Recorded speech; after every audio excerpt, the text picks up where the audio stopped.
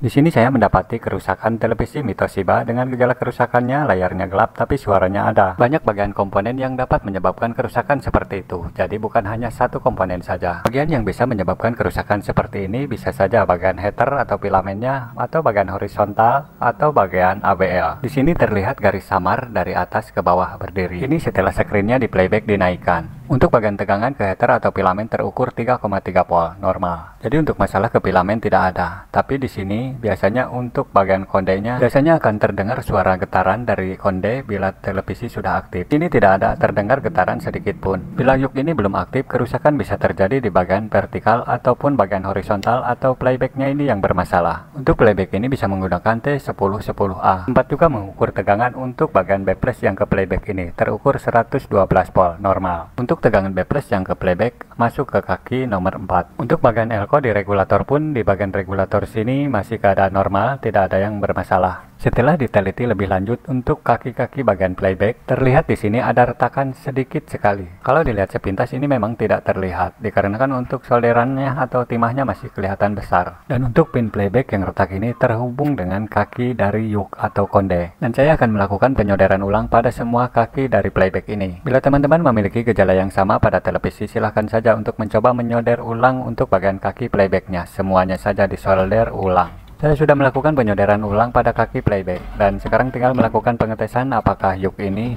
sudah terdengar untuk getarannya atau sudah aktif. Bila masalah belum terselesaikan, pemeriksaan bisa berlanjut pada kapasitor bagian horizontal. Periksa juga tegangan untuk IC vertikal dan juga untuk tegangan ABL pada playback. Dan di sini yang menyebabkan televisi gelap tapi suara ada adalah kaki bagian yuknya tidak terhubung ke playback. Setelah kaki playback disolder ulang, televisi pun dapat menyala kembali. Selamat mencoba.